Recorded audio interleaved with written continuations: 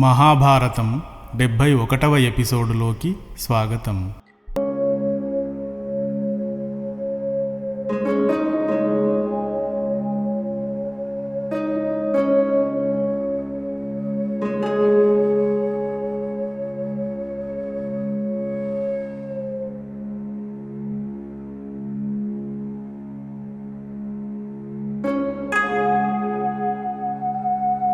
ఇక పాండవులు ద్రౌపది పట్ల జయద్రథుడు అసహ్యంగా ప్రవర్తించిన కథ ముగిశాక కామ్యకవనం వదిలి తిరిగి ద్వైతవనం చేరి అక్కడ ప్రశాంతంగా కాలం గడపసాగారు. అలాంటిది ఒకరోజు ధర్మరాజు వద్దకు ఒక ముసలి బ్రాహ్మణుడు ఆయాసపడిపోతూ పరిగెత్తుకుని వచ్చాడు, సాయం చేయాలి అంటూ. ఏమిటి, ఎలాంటి సాయం అంటూ ధర్మరాజు అడుగగా, యజ్ఞానికి వెలిగించే నిప్పును పుట్టించే కర్రలను ఆశ్రమం ముందు చెట్టుకు తగిలించాను. ఒక బలిష్టమైన దుప్పి వచ్చి ఆ చెట్టుకు కొమ్ములను రుద్దుకుంది. అప్పుడు ఆ కర్ర ముక్కలు దాని కొమ్ములకు చిక్కుకునిపోయాయి. తర్వాత అది అక్కడ నుండి దూకుతూ పరిగెత్తుతూ పారిపోయింది. నా నిప్పు పుట్టించే కర్రలు దానితో పాటే పోయాయి. ఇక నుండి నేను యజ్ఞాన్ని వెలిగించలేను.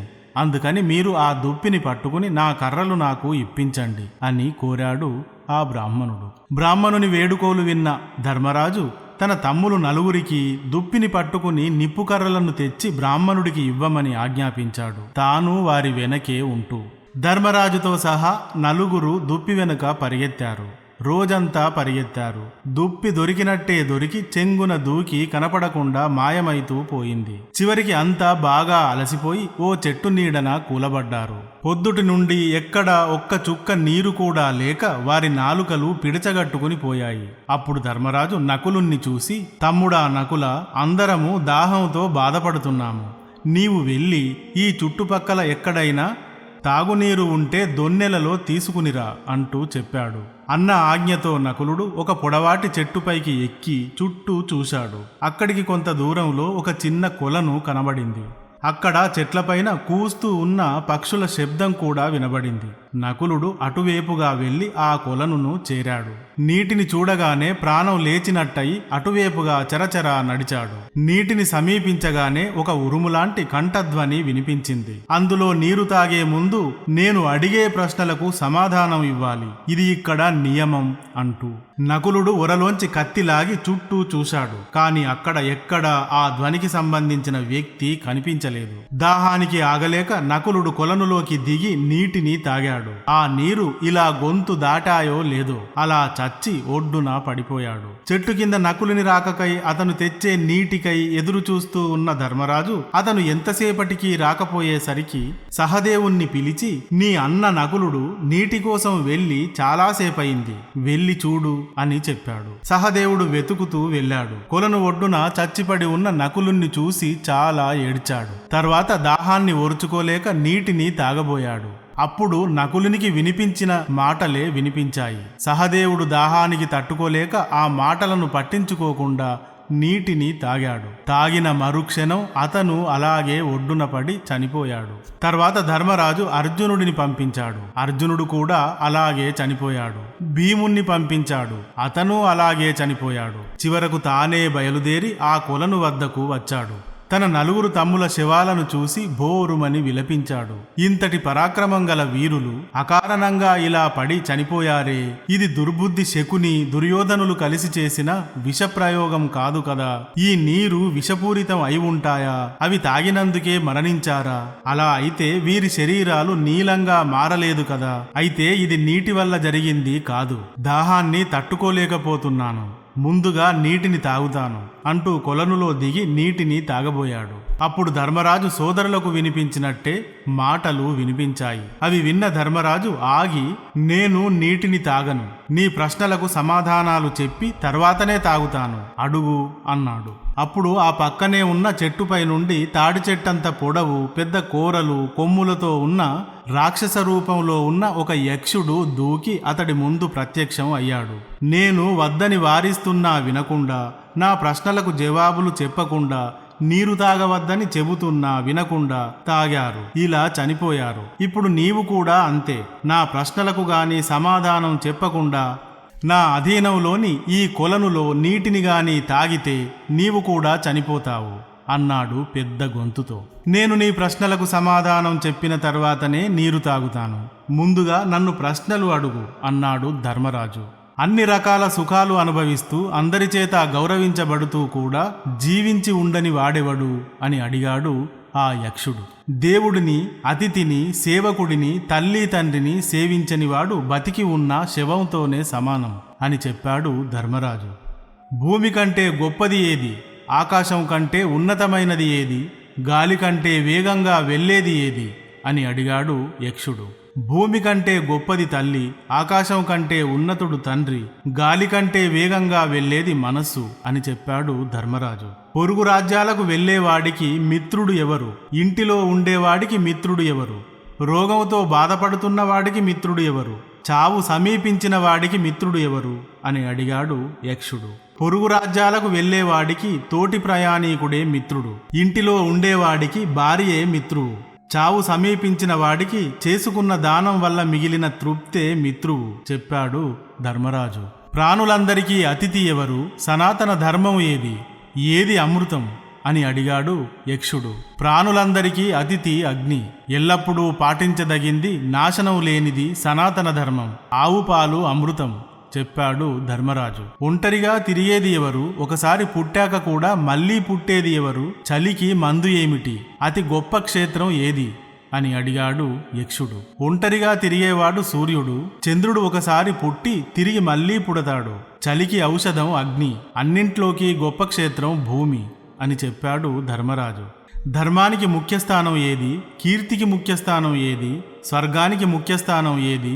సుఖానికి ముఖ్యస్థానం ఏది అడిగాడు యక్షుడు. ధర్మానికి ముఖ్యస్థానం పాటించటం, కీర్తికి ముఖ్యస్థానం దానం, స్వర్గానికి ముఖ్యస్థానం సత్యం, సుఖానికి ముఖ్యస్థానం శీలం అని చెప్పాడు ధర్మరాజు. మనిషికి ఆత్మ ఏది? దేవుడిచ్చిన స్నేహితుడు ఎవరు అడిగాడు యక్షుడు. మనిషికి ఆత్మ పుత్రుడు, దేవుడిచ్చిన స్నేహితుడు భార్య చెప్పాడు ధర్మరాజు. ధనాలలో గొప్ప ధనం ఏది? లాభాలలో గొప్ప లాభం ఏది? సుఖాలలో గొప్ప సుఖం ఏది అడిగాడు యక్షుడు. ధనాలలో గొప్పదనం శాస్త్రజ్ఞానం, లాభాలలో గొప్ప లాభం ఆరోగ్యం, సుఖాలలో గొప్ప సుఖం సంతోషంగా ఉండటం అని చెప్పాడు ధర్మరాజు. దేనిని వశపరుచుకుంటే దుఃఖం ఉండదు అని అడిగాడు యక్షుడు. మనసును వశపరుచుకుంటే దుఃఖం ఉండదు చెప్పాడు ధర్మరాజు. జగత్తు దేనిచేత ఆవరించబడి ఉంది? మనిషి మిత్రులను ఎందుకు వదిలివేస్తాడు అడిగాడు యక్షుడు. జగత్తు అజ్ఞానాంధకారం చేత ఆవరించబడింది. మనిషి మిత్రులను లోభగుణం వల్ల వదిలివేస్తాడు చెప్పాడు ధర్మరాజు. లోకానికి నిజమైన దిక్కు ఎవరు అడిగాడు యక్షుడు. లోకానికి మంచి గుణం కల మనుషులే దిక్కు చెప్పాడు ధర్మరాజు. తపస్సు అని దేనిని అంటారు అడిగాడు యక్షుడు. తన ధర్మంలో తాను నిలవటమే తపస్సు చెప్పాడు ధర్మరాజు. జ్ఞానం అని దేనిని అంటారు? దయ అని దేనిని అంటారు అడిగాడు యక్షుడు. నిజమైన వస్తువును సరిగ్గా తెలుసుకోవటమే జ్ఞానం, అందరి సుఖాన్ని కోరుకోవటమే దయ చెప్పాడు ధర్మరాజు. మనిషికి అసలైన శత్రువు ఎవరు? నివారణ లేని రోగం ఏది అడిగాడు యక్షుడు. కోపమే మనిషికి నిజమైన శత్రువు, లోభితనమే నివారణ లేని రోగం చెప్పాడు ధర్మరాజు. మోహం అని దేనిని అంటారు? మానం అని దేనిని అంటారు? శోకం అని దేనిని అంటారు అడిగాడు యక్షుడు. ధర్మాన్ని గుర్తించని మూర్ఖత్వమే మోహం, ఆత్మాభిమానమే మానం, అజ్ఞానమే శోకం చెప్పాడు ధర్మరాజు. స్థిరత్వం అని దేనిని అంటారు? ధైర్యం అని దేనిని అంటారు అని అడిగాడు యక్షుడు. తన ధర్మాన్ని వదలక పట్టుకుని ఉండటమే స్థిరత్వం, ఇంద్రియాలను నిగ్రహించుకోవటమే ధైర్యం చెప్పాడు ధర్మరాజు. పండితుడంటే ఎవరు? కామం అంటే ఏమిటి అడిగాడు యక్షుడు. ధర్మం తెలిసిన జ్ఞానే పండితుడు. నాస్తి అంటే లేదు అని అర్థం, ఏమీ లేనిదే నాస్తికత్వం చెప్పాడు ధర్మరాజు. కామం అంటే ఏమిటి అని అడిగాడు యక్షుడు. సంసార బంధాలకు సంబంధించిన కోరికే కామం చెప్పాడు ధర్మరాజు. ఏది అజ్ఞానం అడిగాడు యక్షుడు. గొప్ప అహంకారమే అజ్ఞానం చెప్పాడు ధర్మరాజు. దంభం అంటే ఏమిటి అని అడిగాడు యక్షుడు. తనకు తాను ఉన్నవి లేనివి కలిపి గొప్పలు చెప్పుకోవటమే దంభం అని చెప్పాడు ధర్మరాజు. ధర్మార్థ కామాలు అంటారు. ధర్మం, ధనం, కోరిక ఇవి మూడు ఒకదానికి ఒకటి విరుద్ధమైనవి. మరి ఈ మూడు ఒకచోట ఎలా కలిసి ఉంటాయి అని అడిగాడు రాక్షసుడు. తాను పాటించే ధర్మానికి తన భార్య వశురాలైతే ధర్మార్థ కామాలు ఒక్కచోట కలిసి ఉండగలుగుతాయి అని చెప్పాడు ధర్మరాజు. కులం, శాస్త్రజ్ఞానం, స్వాధ్యాయం, ఆచారం వీటిలో దేనివల్ల బ్రాహ్మణత్వం కలుగుతుంది అని అడిగాడు యక్షుడు. వాటిలో దేనివల్ల కూడా బ్రాహ్మణత్వం లభించదు. తాను తప్పక పాటించే నియమబద్ధమైన ఆచారం వల్ల మాత్రమే కలుగుతుంది చెప్పాడు ధర్మరాజు. సుఖించేవారు ఎవరు? ఆశ్చర్యం అంటే ఏమిటి అడిగాడు యక్షుడు. అప్పు లేనివాడు, పరాయి దేశంలో లేనివాడు, స్వంత ఇంట్లో ఉండి ఉన్నది తిని సంతోషించేవాడు సుఖీ అవుతాడు. ప్రతిరోజు ఎన్నో కోట్ల జీవులు చచ్చి యముని వద్దకు వెళుతూ ఉంటాయి. మనుషులు కూడా వెళుతూ ఉంటారు. కానీ నేలపైన ఉన్న మనుషులు మాత్రం ఎల్లప్పుడూ జీవించాలని అనుకుంటారు. ఇదే పెద్ద ఆశ్చర్యం అంటూ చెప్పాడు ధర్మరాజు. మార్గం అంటే ఏమిటి అడిగాడు యక్షుడు. మనకంటే ముందు మహాపురుషులు నడిచిందే మార్గం చెప్పాడు ధర్మరాజు. పురుషుడు అంటే ఎవరు? ధనవంతుడు అంటే ఏమిటి అని అడిగాడు యక్షుడు. ఎవరి పుణ్యం, కీర్తి గురించి భూమి నుండి స్వర్గం దాకా వినిపిస్తుందో అది వినిపిస్తున్నంత వరకు అతడే పురుషుడు. ఇష్టం, అయిష్టం, సుఖం, దుఃఖం, నిన్న, రేపు అనేవి ఎవరి దృష్టిలో సమానమో అతడే ధనవంతుడు అంటూ చెప్పాడు ధర్మరాజు. అప్పుడు ఆ యక్షుడు, నీవు చక్కని సమాధానాలు ఇచ్చావు కనుక మీ సోదరులలో ఒక్కరిని బతికిస్తాను. ఎవరిని బతికించమంటావో కోరుకో అన్నాడు.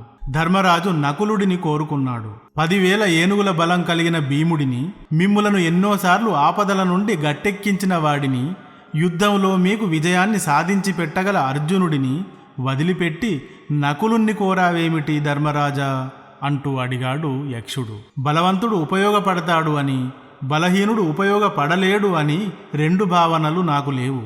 అయినా మా తల్లి కుంతీదేవి సంతానంలో నేనున్నాను.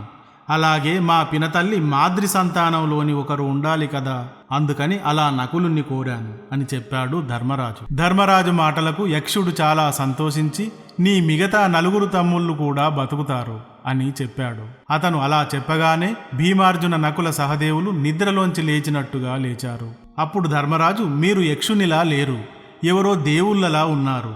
ఎవరు మీరు అని అడిగాడు. నేను నీ పుట్టుకకు కారణమైన ధర్ముడిని. నిన్ను చూడడానికి ఇలా వచ్చాను. నీ జ్ఞానాన్ని పరీక్షించాలని ఇలా చేశాను. నీవు నాకు ఎంతో సంతృప్తిని కలిగించావు.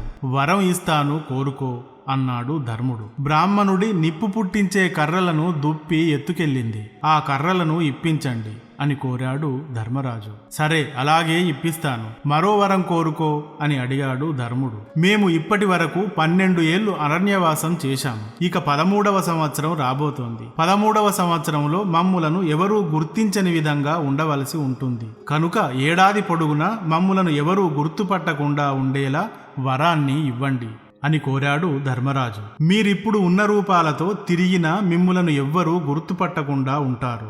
లేదా రూపాలు మార్చుకుని తిరిగినా ఎవ్వరూ గుర్తుపట్టరు. ఇది నా వరం అంటూ వరం ఇచ్చాడు ధర్ముడు. తర్వాత మరో వరం కోరుకోమన్నాడు యమధర్మరాజు. నేను ఎప్పుడు ధర్మం తప్పకుండా ఉండేలా వరం ఇవ్వమని కోరాడు ధర్మరాజు. నీవు మొదటి నుండి కూడా ఎప్పుడూ ధర్మం వదలలేదు. ఇక ముందు కూడా అలాగే ఉంటావు అని వరమిచ్చి వెళ్ళిపోయాడు యమధర్మరాజు. అప్పటితో పాండవుల 12 ఏళ్ల అరణ్యవాసకాలం సంపూర్ణం అయింది. ఇక రాబో సంవత్సరం ఏదైనా రాజ్యంలో, ఏదైనా నగరంలో జనం మధ్యలో గడపాలి. అది కూడా ఎవరూ గుర్తుపట్టకుండా గడపాలి. ఎవరైనా గుర్తుపట్టి దుర్యోధనుడికి గాని చెబితే, అతడు గాని పాండవులను గుర్తిస్తే తిరిగి 12 ఏళ్లు అరణ్యవాసం, 1 ఏడు అజ్ఞాతవాసం చేయాలి. ఇక పాండవులు అంతవరకు తమతో ఉన్న బ్రాహ్మణులకు, అడవిలో ఉన్న మునులకు కృతజ్ఞతలు చెప్పి, ఏడాది తర్వాత తిరిగి అందరము కలుసుకుందాం అని చెప్పి వారందరి నుండి సెలవు తీసుకుని అడవి బయటికి నడిచారు. ఇక మిగతా కథను తర్వాతి ఎపిసోడులో చెప్పుకుందాం. శుభమస్తు.